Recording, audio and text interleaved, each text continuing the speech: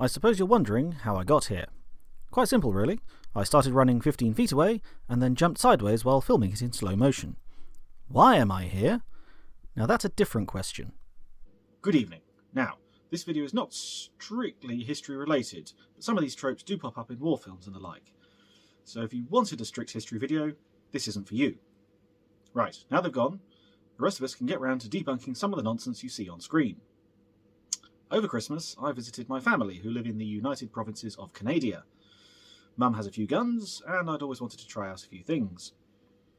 Now, most of what you're about to see was filmed back to back with another video, all in one day, in temperatures that ranged from sort of -15 to -5 degrees C, and we spent a good sort of 6 hours out in it filming.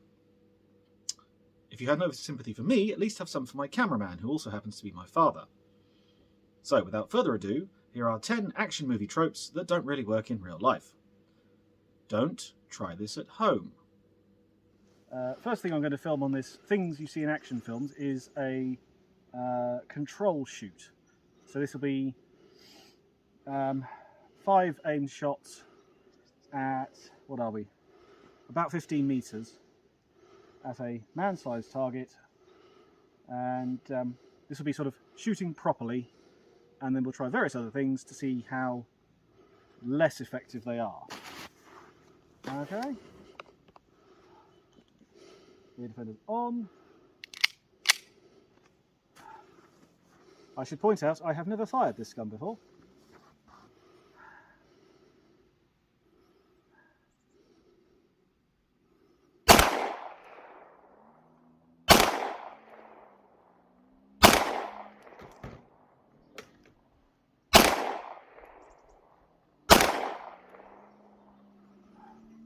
Magazine out. Weapons empty. Safety catch on. Right. One of those.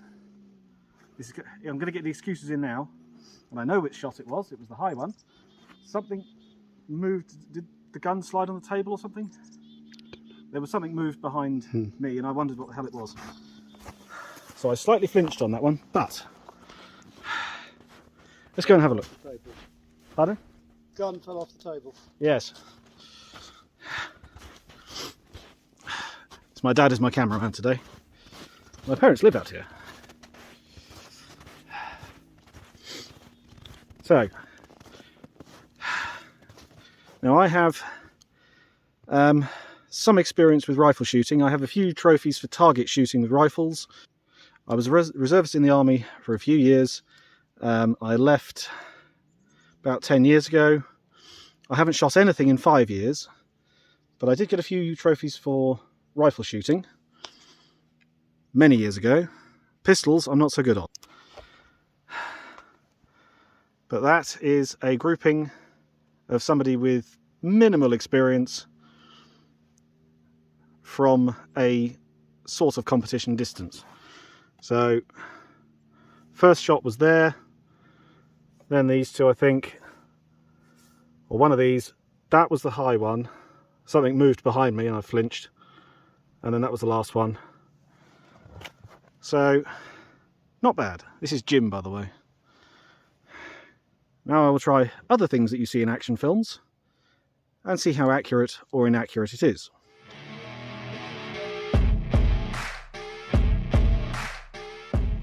So next up, we'll try dual wielding. So I have the Beretta from last time and a Glock 17. Now then, an issue with dual wielding: how do you cock two at once without pointing the gun at something? So I'll put that one down.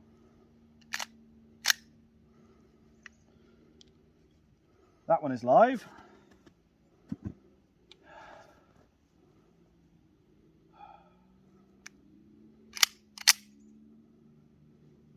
That one is live.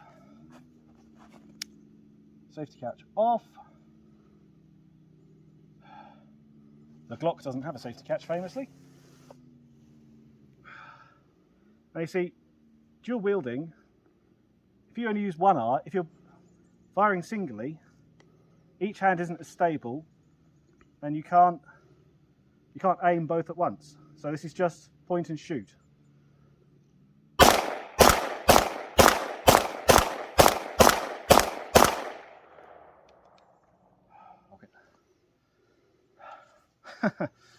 Right, let's go and have a look and see if I've actually hit the target. I think I've actually got one by chance right on the edge of the bull. Yeah, oh, just out, just below. So hopefully the shadow doesn't ruin it too much in the shot. It's very low sun. We're recording this on New Year's Day, and it's the sunset's quite quick. So 1 out of 9 or 10 shots in the target, and I've hit his wrist, his leg, an arm, but I mean that is literally a door, and I think there's one there, 2, 3, 4, 5, 6. So that is literally, I mean, grouping, yes, okay, I got one right smack in the middle, just out of the bull, but grouping is terrible versus the 5 aimed shots earlier. Twice as many bullets, terrible group. Dual wielding looks good, doesn't really work. Now, after firing, they often empty the magazines in slow motion, but reloading leads to a problem. So you just emptied 2 guns, how are you going to reload them? Well, presumably you've got some sort of holster, so hang on, I will just put that one in there, take the Glock out of wherever your other one is. Oh, that one's ready to go, but I can't shoot yet because I'm dual wielding. So I'll just put that one in a holster. Right, get another from a pouch somewhere. Magazine. And I'm ready to shoot again. That's not quicker than just one gun. You put more rounds down range with one gun more accurately. There's various versions of Tomb Raider, the Angelina Jolie one. She ejects the cases out of whatever it is the hell she's using, something like that, and then she's got a thing on her back which extends down with the magazine sticking out, and she sort of goes click, loading new magazines, ready to go again. One gun, one magazine, or multiple magazines, but yes, reloading is an issue. On the subject of dual wielding, how about dual wielding revolvers? I don't know if I can.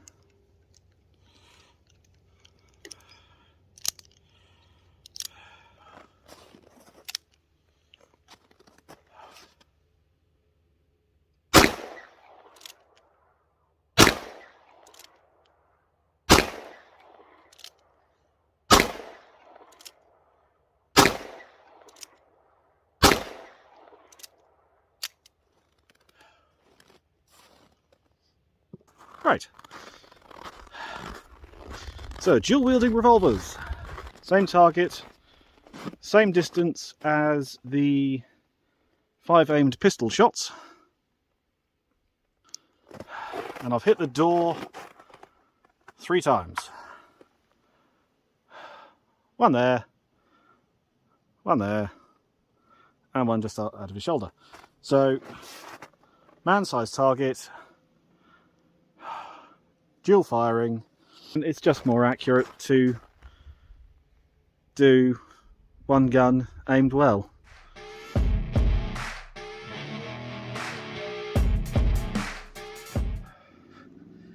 So something you used to see, not so much these days, but you used to see in like the 80s and 90s, was someone aiming the gun sideways like that. Yes, it sort of works, but I get the feeling that the cases are going to eject out the side, they'll probably hit you in the head, and also aiming is a bit So if I put that in the pocket, you're not very stable that way around. If you're that way, you're okay. You've got the extra support there, nice and stable. If you're that way around, I mean, one-handed is more wobbly anyway, but sideways on is really wobbly. So I'm going to have a go sideways. Ears on, magazine in, gun is live. This feels so stupid.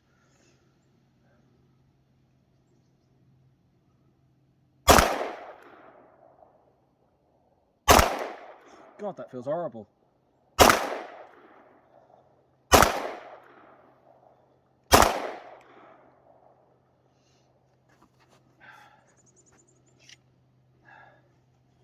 Empty. Gun is safe. I hit the target twice. I think all 5 are on the door. But let's have a look. Temperature's dropping. Sun's going down. This is science. I'm suffering for science. Right. So same distance as the aimed shots. I've got 1, 2 on the target, 2 in the left shoulder, yeah, it would be his left shoulder, and 1 miss. So at least all 5 are on the door. Sideways, not as good as a regular aimed shot. Sorry. So something you often see in films is people running and shooting. I can sort of see walking and shooting, keeping it carefully aimed, walking, but running, we'll see. I don't think this will work. So this is 5 rounds. Running, I'm going to start shooting at the 15 meters. I'll probably stop by the time I get to the 10, but we'll see where the shots end up. Okay? Weapon is hot. I'm going for the support. Okay.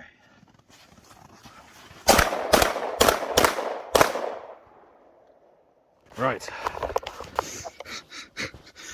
Now that was quite fun. But in terms of accuracy, bloody awful. So that was 5 shots. I hit the door twice. I think. I can't see any others. So I got him 1 in the shoulder and I missed 1 up there. Running and shooting doesn't work.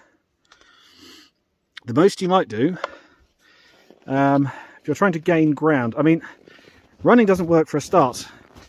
Bullets go a lot faster than running, unless you can actually run faster than the speed of sound, or thereabouts. The,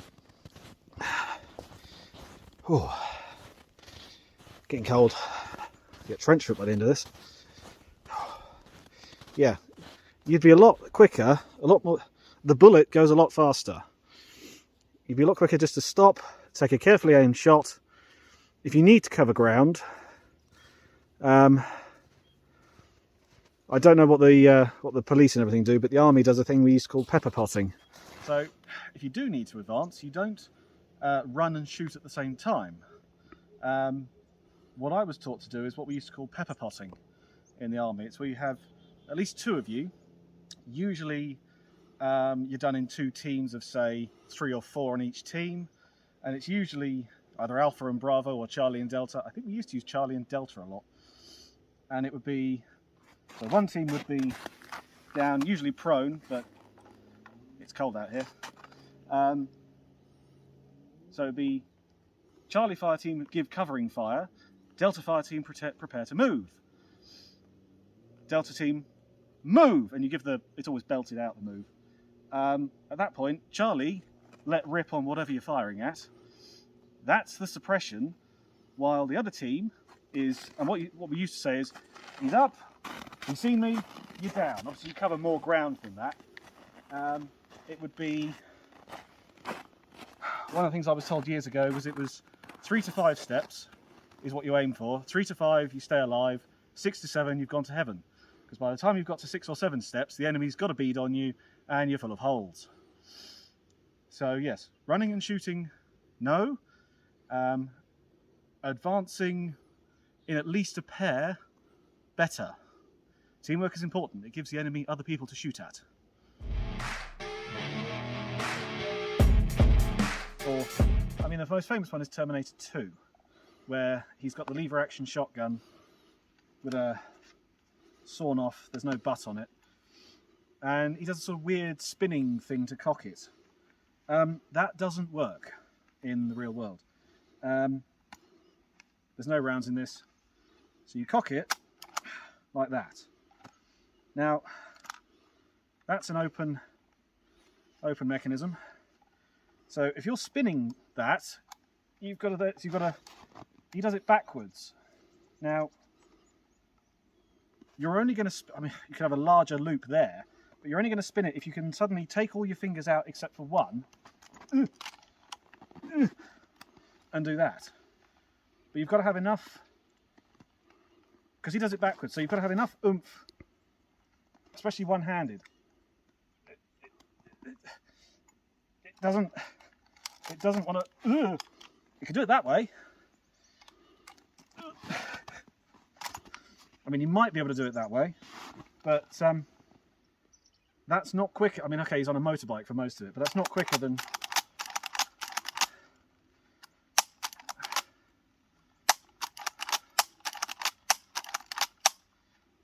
The whole spinny thing doesn't work. Now, I read somewhere, because I always try to work out how it happened, but I read somewhere that Arnie tried it with a real gun and nearly broke his fingers. In the end, they modified it, probably loosened that up, made that larger, because it's really not. I don't get how it would work. It's sort of like that, and then, and I've twisted my fingers, and now I need to go to hospital. Spinning a lever action, no.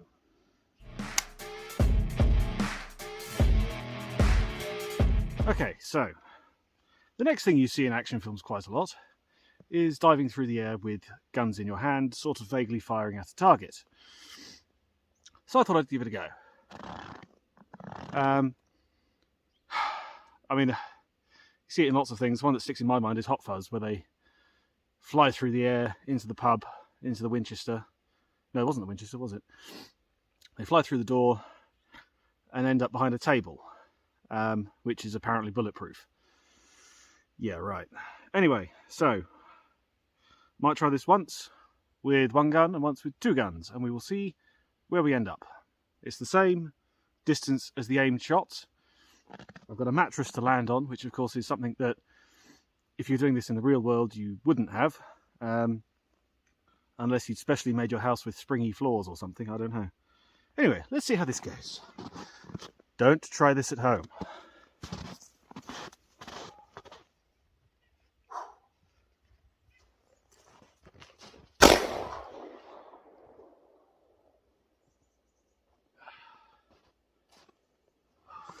Right, let's go and have a look. Nothing. Didn't even hit the door, as far as I can tell. Not a sausage. Let's try it with one gun.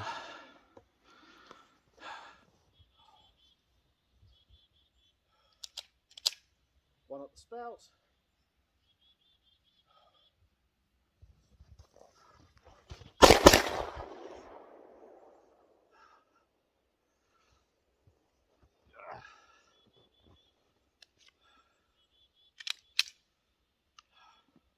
And still didn't hit anything.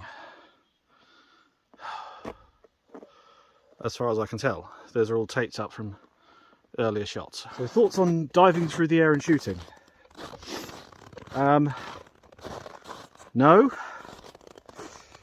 I mean, I'm diving onto a mattress, which is nice and thick. But I found half the time when I land, I'm shaking my head around.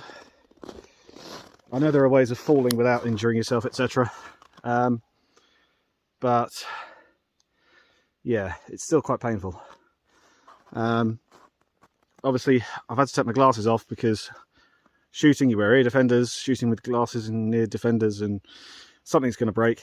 The first one I did with the 2 guns, one of the empty cases hit me in the head as I fired, probably from the left hand as I was going along, came out and hit me in the head, so that doesn't help. I'd say if you're doing this in the real world, you'd be landing on hard ground, it would hurt. Leaping through the air, it doesn't really work. Let's try something else.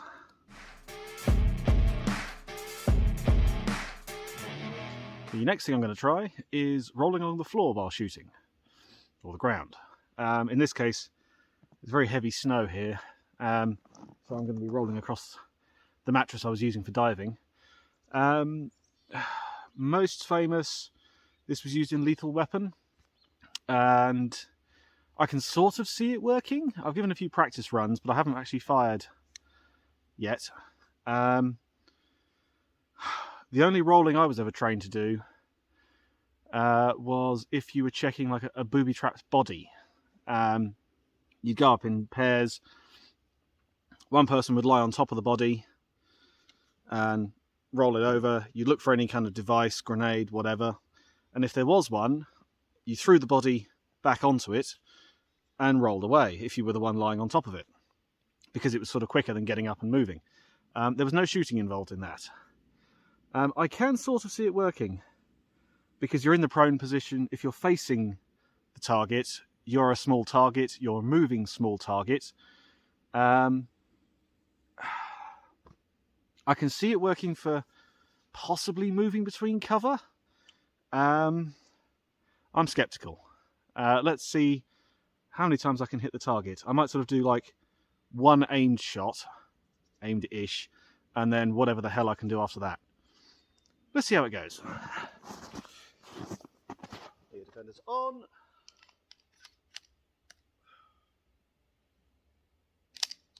Weapon is loaded. Safety catch is off. Oh. Assume the position. And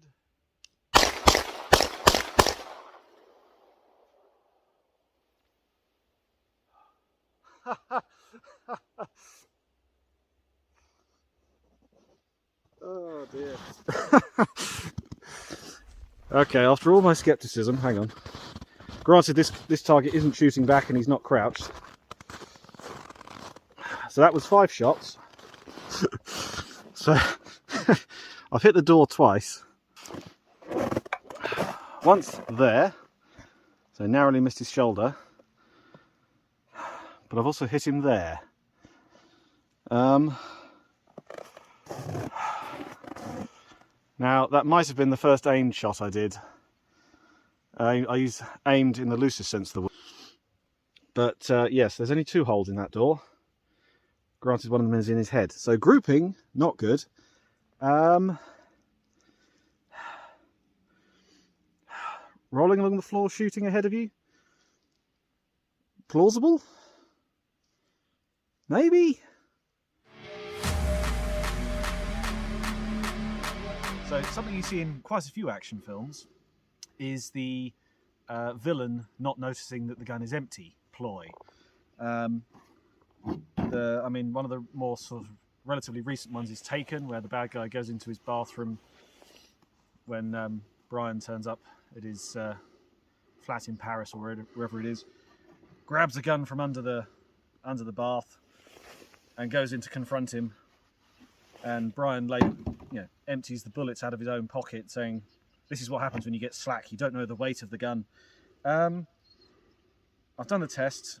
A loaded Glock, for example, is only fully loaded, is only about 160 grams heavier. Okay, if you were really experienced, you might know that. It's more about the first thing you do anytime anyone hands you a gun is check if it's loaded. Is there anything in the magazine? Anything in the chamber? Whatever.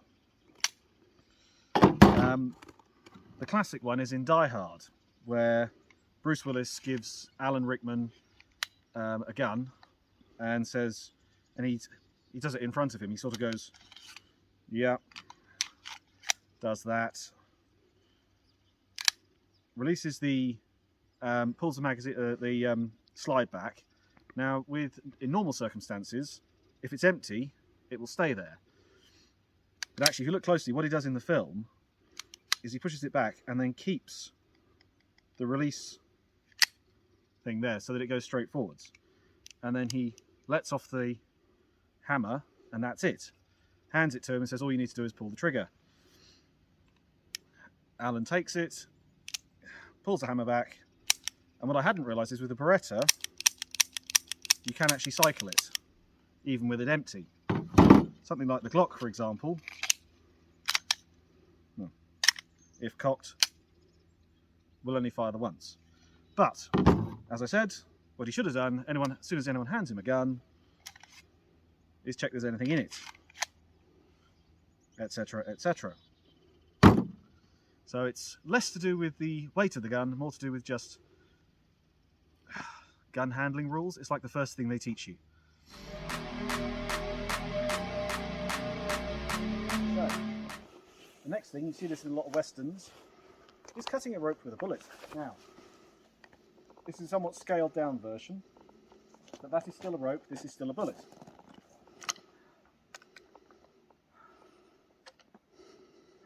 I tried this years ago. When my family moved into this property, there were shoes hanging from trees. And rather than hire someone with a ladder or something to come and get them down, or even just hire a ladder, we decided to shoot them down. Most of them came down. I think one of them ended up, the laces didn't snap, but the branch they were hanging on did eventually. So I'm standing very close because this isn't about whether I can hit the rope, it's about what happens when the bullet hits the rope. I will probably still miss.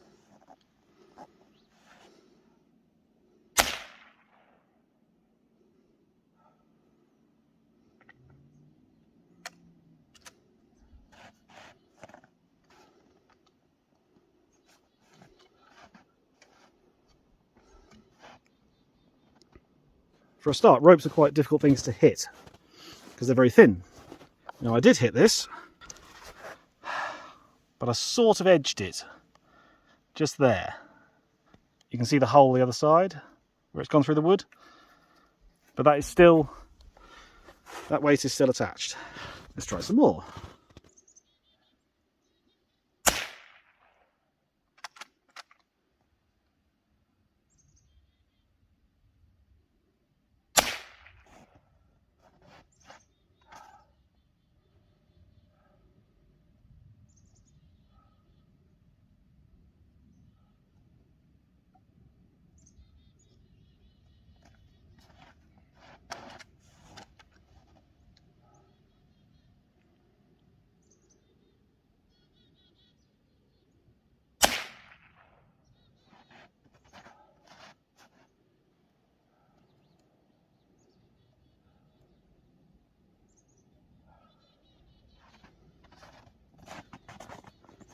I've hit it 3 times and it's not breaking. It's just fraying it slightly. So I've nicked the rope 3 times, but I need to get a shot straight through the middle to see what happens. So I'm just going to go point blank and see what I can do.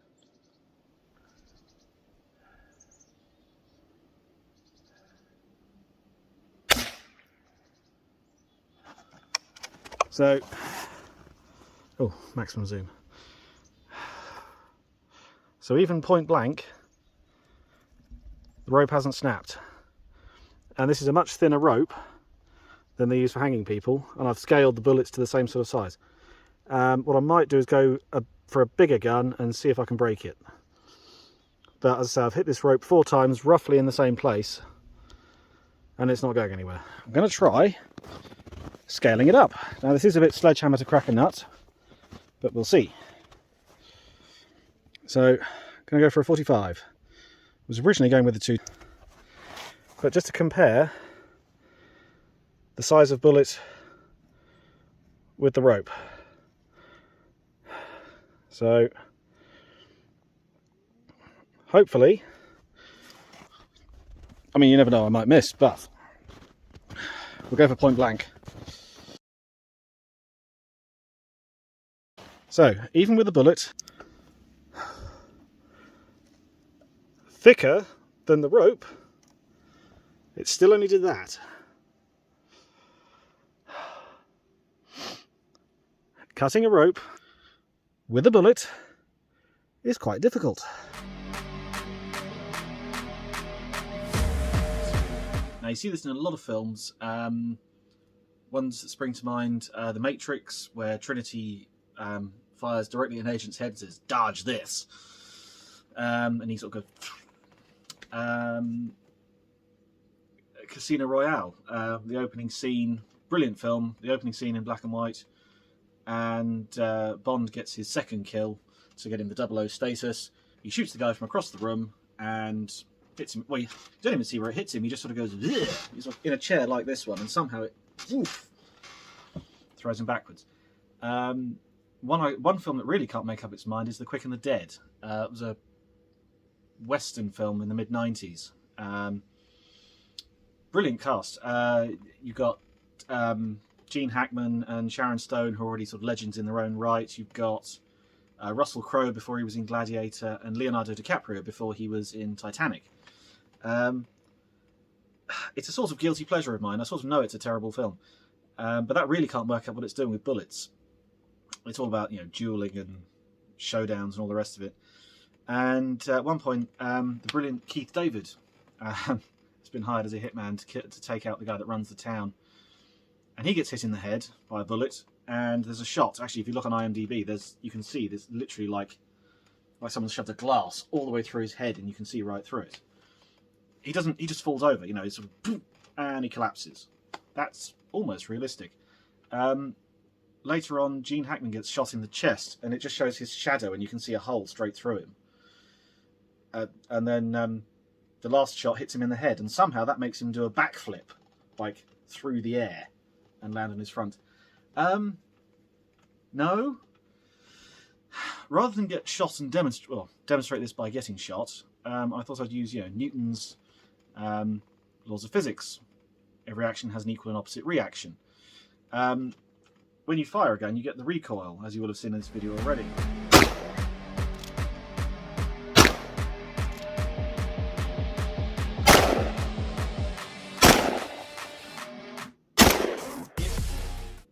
The force of the bullet was strong enough to throw a body backwards, the person firing it would also be thrown backwards. Goes that way, goes that way. You see recoil. That is the force of the bullet. Bullets are very small. They're really fast, lots of force, but they're tiny. Here are the cases of some rounds. So, for example, that is a 9mm case. That's what you see in all the action films, all the pistols.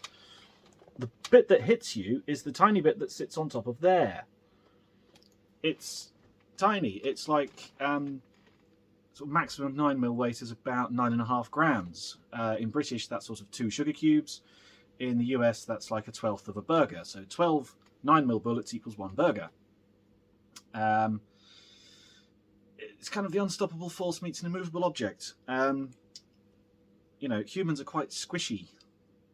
That sort of thing. I mean, that's a 38. Again, little bit of bullet on top. That's a 45. These are revolver rounds. That's a 9mm pistol round. Humans are quite squishy. Something quite small, if it hits you, it's, you're soft. It will go straight through. Lead is hard. Well, actually, lead is harder than the body. Squishes on impact, that's what makes a big hole when it comes out the back. It doesn't hit you and throw you backwards. Doesn't work.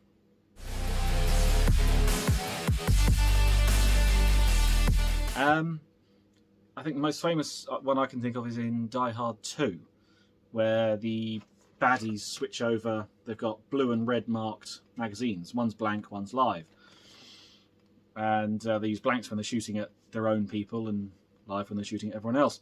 The snowmobile scene where John McClane goes after the baddies, and they the snowmobiles go past each other. And somehow they manage to The bad guy manages to miss somehow from that range.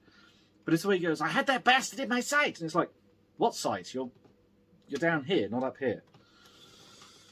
And then he goes, the snowmobile explodes, and he goes over and he goes, oh my god, they're using blanks. And, oh god.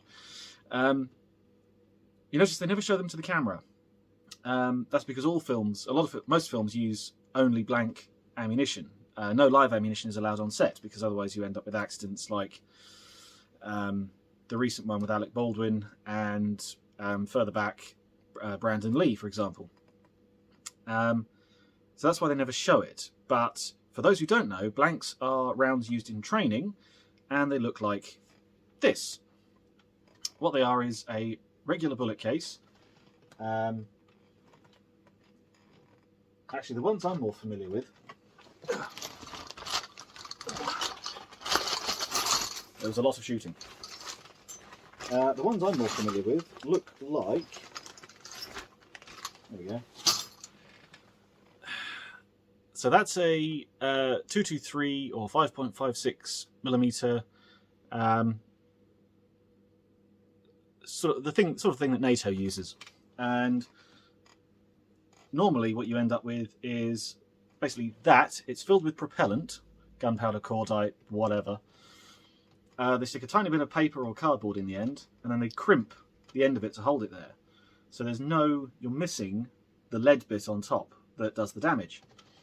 They're used in training because they're not lethal over distances. I was always told that if you took one to sort of the temple or the eye, then it might kill you, do a bit of damage, because it's still an explosion going off next to your head or next to your body. If you're a few yards away, probably the other end of a room, you're probably okay. Anyone who's been on exercises, blank rounds, because there's no bullet, it's all cardboard and cordite. They clog up your barrel, something awful. You have to spend ages cleaning it afterwards.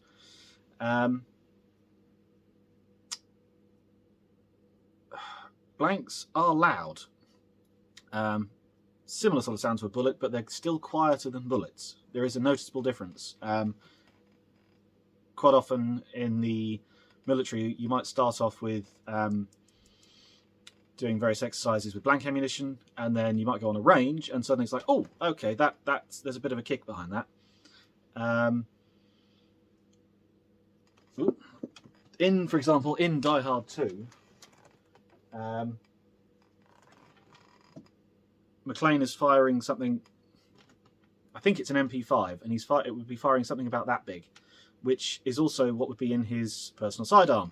He would be used to the recoil and that sort of thing, and the noise it makes. I would argue he would know that was a blank long before that.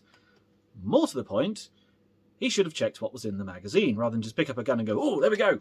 Because I've already said it in this video. First thing you do when you pick up a gun is check it's loaded. Check what it's loaded with. So that was my list of 10 action movie tropes that don't really work in real life. Can you think of any that I missed?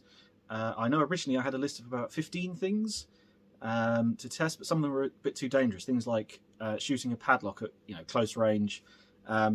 Lead is softer than steel, and I think if you hit the loop on the padlock, the bullet will just sort of... and I'm not entirely sure where all those bits of bullet are going to go. So I decided that probably wasn't the safest thing to test. If you can think of any others, do let me know in the comments below.